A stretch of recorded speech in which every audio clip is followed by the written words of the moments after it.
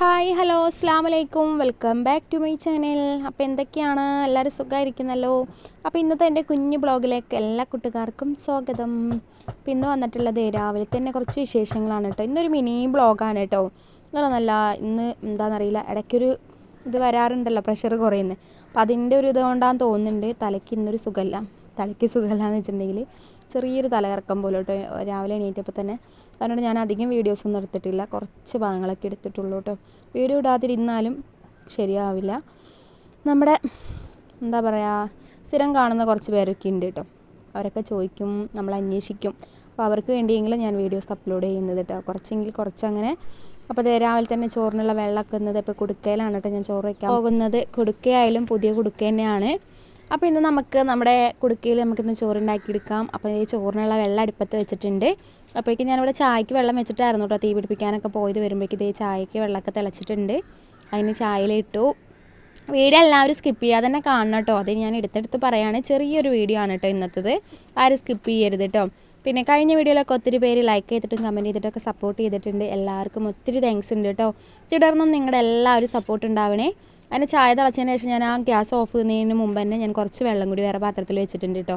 ചപ്പാത്തി ഉണ്ടാക്കിയെടുക്കാനാണ്. അപ്പോൾ വെള്ളം ഒന്ന് ചൂടായതിൻ്റെ ശേഷം നമുക്കത് ഇറക്കാം. അപ്പോൾ അതേ ചായയിലേക്ക് മധുരമിട്ട് ഞാൻ അവിടെ അടച്ച് വെക്കുകയാണ് കേട്ടോ. ഇനിയിപ്പോൾ അവരെപ്പോഴും എണീക്കാമെന്നറിയില്ല, എന്ന് എണീറ്റിട്ടില്ല. മൂന്നാൾ നല്ല ഉറക്കമാണ് കേട്ടോ. പിന്നെ ഞാൻ വിളിക്കാനും പോയിട്ടില്ല, സമയമാകാറാകുമ്പോൾ കുറച്ചങ്ങോട്ട് ആകുമ്പോൾ വിളിക്കാമെന്ന് വെച്ചിട്ട്. പിന്നെ അവർ വന്നു കഴിഞ്ഞാൽ അടുപ്പിൻ്റെ അടുത്ത് ഞാനിപ്പോൾ അടുപ്പിൻ്റെ അവിടേക്ക് കിടക്കുന്ന പറഞ്ഞൊരു പേടിയുണ്ട് കേട്ടോ. വിറകങ്ങാനും കാലുമ്മ കൂടെ വീഴും അല്ലെങ്കിൽ തട്ടി വീഴും എന്നൊക്കെയുള്ള. അപ്പോൾ അതുകൊണ്ട് ഞാൻ അവിടെ പഴയൊരു ഡോറുണ്ട് കേട്ടോ, അത് വെക്കുന്നുണ്ട്. ഇതിപ്പോൾ അവർ എണീക്കാത്ത കാരണം കൊണ്ട് അത് വെക്കാണ്ടിരുന്നത്. ആ കാണുന്ന ഡോറാണ് കേട്ടോ ഞാൻ അവിടെ വെച്ച് കൊടുക്കാറ്. ഇതേ ചോറും ഞാൻ അടുപ്പുണ്ടാക്കുമ്പോൾ ചെറിയൊരു പേടി ഉണ്ടായിരുന്നു കേട്ടോ. ആദ്യമായിട്ട് പണിയല്ല, ഇനിയിപ്പോൾ തീ കത്തില്ലേ, തീ പിടിക്കില്ലേ, അങ്ങനെയൊക്കെ ഒരു ഇതുണ്ടായിരുന്നു കേട്ടോ. പക്ഷേ നല്ല പോലെ തന്നെ തീ കത്തണമുണ്ട്. വെള്ളമൊക്കെ പെട്ടെന്ന് തന്നെ ചൂടാവുന്നുണ്ട് കേട്ടോ. അപ്പോൾ ചായ തിളച്ച് അത് ഇറക്കി വെച്ചു. പിന്നെ നമ്മൾ ചപ്പാത്തിക്കുള്ള മാവൊക്കെ കുഴച്ച് വരുമ്പോഴേക്കും ഇതേ ചോറിൻ്റെ വെള്ളം തിളച്ചിട്ടുണ്ട് കേട്ടോ, നല്ലോണം തിളച്ചിട്ടുണ്ട്. അപ്പോൾ ഞാൻ ഇതേ അരിയൊക്കെ കഴുകി കൊണ്ടുവന്ന് അരി ഇടുന്നുണ്ട്. ഇപ്പോൾ ഇത് റേഷൻ അരി അല്ല കേട്ടോ. അതുതന്നെയാണ് ഞാൻ മെയിനായിട്ട് ഇപ്പോൾ ഞാൻ അടുപ്പ് കത്തിക്കാൻ തന്നെ കാരണം കേട്ടോ. നമ്മൾ മറ്റരി ആവുമ്പോൾ റൈസ് കുക്കറിൽ ഇറക്കി വെച്ചാലും ചില സമയത്ത് ഇങ്ങനെ മണിമണിയായി കിടക്കും കേട്ടോ. അപ്പോൾ നമ്മൾ കുറേ നേരം ഗ്യാസ് വെച്ചിട്ട് തിളപ്പിച്ചിട്ട് വേണ്ട ഒരു റൈസ് കുക്കറിൽ ഇറക്കി വെക്കാനായിട്ട്. ഇതാകുമ്പോൾ പിന്നെ അവിടെ കിടന്ന് വെന്തോളും. ഇനിയിപ്പോൾ എന്താ പറയുക, ഇവിടെ കുറച്ച് ചകിരിയൊക്കെ ഉണ്ട് കേട്ടോ. നാളികേരം പൊതിച്ചതിൻ്റെ ഒക്കെ ഒരു ചാക്കിലാക്കി വെച്ചിട്ടുണ്ട്, ചിരട്ടയുണ്ട്. അതൊക്കെ നമുക്ക് അങ്ങോട്ട് ഇട്ട് കൊടുത്തിട്ട് നമുക്ക് ആ ഭാഗം നോക്കേണ്ട ആവശ്യമില്ല. അല്ലെങ്കിൽ ഒരു കോല് വിറക് അവിടെ വെച്ച് കൊടുത്തിട്ടുണ്ടെങ്കിൽ അത് അവിടെ ഇരുന്ന് കത്തിക്കോളും. അതിൻ്റെ പുറകെ നോക്കേണ്ട ആവശ്യമൊന്നുമില്ലല്ലോ. പ്രത്യേകിച്ച് ഇപ്പോൾ കാറ്റുള്ള കാരണം കൊണ്ട് തന്നെ നല്ലോണം കത്തുന്നുണ്ട് കേട്ടോ. അങ്ങനെ ഞാനിതേവിടെ മാവൊക്കെ റെഡിയാക്കി വെച്ചിട്ടുണ്ടാ പോയിണ്ടായിരുന്നത്. അങ്ങനെ ചപ്പാത്തി ഞാൻ വേഗം പരത്തിയെടുക്കാണ് കേട്ടോ. ഇന്നിപ്പോൾ അതിൽ പോകണില്ല. സുഡാപ്പിക്ക് ഇന്ന് ക്ലാസ്സുണ്ട്. സുഡാപ്പി കുറേ ദിവസമായിട്ടോ ജലദോഷവും ചുമയൊക്കെ ആയിട്ട് ക്ലാസ്സിൽ പോയിട്ട് ചുമയൊക്കെ പിടിച്ചിട്ടുണ്ടെങ്കിൽ അവർക്ക് പകലൊന്നും ഒരു കുഴപ്പമുണ്ടാവില്ല. വൈകുന്നേരം അങ്ങോട്ട് കണ്ണടയ്ക്കുന്ന ആ ടൈമിലായിരിക്കും കേട്ടോ കുത്തി ചുമച്ചിട്ട് ഉറങ്ങാനും പറ്റൂല. എത്ര ദിവസമായി എന്നറിയേണ്ടി സുഡാപ്പി അതുകൊണ്ട് ഇങ്ങനെ നടക്കണം. പകലൊന്നും വലിയ കുഴപ്പമുണ്ടാവില്ല, വൈകുന്നേരം ആകുമ്പോഴാണ് കേട്ടോ കൂടുതലായിട്ടുണ്ടാവുക. അത് കാരണം നേരം വൈകി എണീക്കലൊക്കെ ആയിട്ട് കുറച്ച് ദിവസമായി സ്കൂളിൽ പോയിട്ട് കേട്ടോ. ഇന്നിപ്പോൾ ഇന്ന് തൊട്ട് സ്കൂളിലേക്ക് പോയിട്ടുണ്ട്. വരുമ്പോൾ അറിയാം എന്തായിരിക്കും എന്നുള്ളത് കേട്ടോ. ചുമയുണ്ട്, കുറവായിട്ടൊന്നുമില്ല, ജലദോഷം മാറിയിട്ടുണ്ട് കേട്ടോ. അങ്ങനെ ഇതേ ചപ്പാത്തി പരത്തലൊക്കെ ആയപ്പോഴേക്കും ഇതേ ചോറും തിളച്ചിട്ടുണ്ട്. ഇനിയിപ്പോൾ അതവിടെ കിടന്ന് വേവട്ടെ കേട്ടോ. അപ്പോൾ ഞാൻ ജസ്റ്റ് ഒന്ന് തുറന്ന് നോക്കാൻ വേണ്ടി വന്നതാണ്. ആദ്യമായിട്ട് വെക്കുന്നതല്ലേ കുടുക്കയിൽ, അപ്പോൾ അതിൻ്റെ ഒരു ഇത്. അങ്ങനെ ചോറ് അവിടെ വേവട്ടെ, അപ്പോഴേക്കും നമുക്ക് ചപ്പാത്തി റെഡിയാക്കി എടുക്കാം. അപ്പോൾ അതേ പാൻ അടുപ്പത്ത് വെച്ചിട്ടുണ്ട്. ഇനി വേഗം ചപ്പാത്തി ഉണ്ടാക്കിയെടുക്കാം കേട്ടോ. പിന്നെ കറി, ഇന്നലത്തെ മസാലക്കറി ഞാൻ ഉണ്ടാക്കിയപ്പോൾ ഉരുളക്കിഴങ്ങിൻ്റെ എണ്ണം കൂടിയിട്ടുണ്ടായിരുന്നു കേട്ടോ. അപ്പോൾ കുറേ അധികം കറി ഉണ്ടായിരുന്നു. അപ്പോൾ ഞാനത് കാച്ചിയതിന് ശേഷം തന്നെ വേഗം ഒരു ബൗളിലേക്ക് ആക്കിയിട്ട് ഫ്രിഡ്ജിലേക്ക് കയറ്റി വെച്ചിട്ടുണ്ടായിരുന്നു. ചൂടാറിയതിൻ്റെ ശേഷമാണ് കേട്ടോ കയറ്റി വെച്ചിട്ടുണ്ടായിരുന്നത്. അപ്പോൾ നമുക്ക് ഇന്ന് എന്തെങ്കിലും ഉണ്ടാക്കുകയാണെങ്കിൽ അതിലേക്ക് എടുക്കാമെന്ന് വെച്ചിട്ട്. പിന്നെ ഇന്നലത്തെ ബീഫിൻ്റെ ചാറ് എന്ന് പറയാം കേട്ടോ, അത്ര തന്നെ ഉള്ളൂ.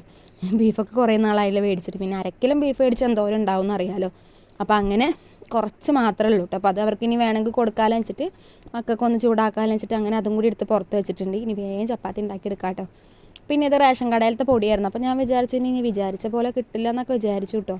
പക്ഷേ നല്ല രീതിയിൽ തന്നെ ചപ്പാത്തി എന്താ പറയുക, ബലൂണ് പോലെ ഇങ്ങനെ വീർത്ത് വരികയൊക്കെ ചെയ്തിട്ടുണ്ടായിരുന്നു കേട്ടോ. അപ്പോൾ അത് ഞാനിങ്ങനെ അകലെന്നെടുക്കുന്ന കാരണം കൊണ്ട് നല്ല ക്ലിയർ ആവുന്നുണ്ടോ എന്ന് എനിക്കറിയില്ല. എന്നാലും ജസ്റ്റ് ഞാൻ എടുത്തിട്ടുണ്ട്. പിന്നെ അവസാനം ഞാൻ ഒന്നും കൂടി കാണിച്ചു തരാം കേട്ടോ എങ്ങനെ എന്ത് നല്ല രീതിയിൽ വീർത്ത് വരുന്നുണ്ട് എന്നുള്ളത്.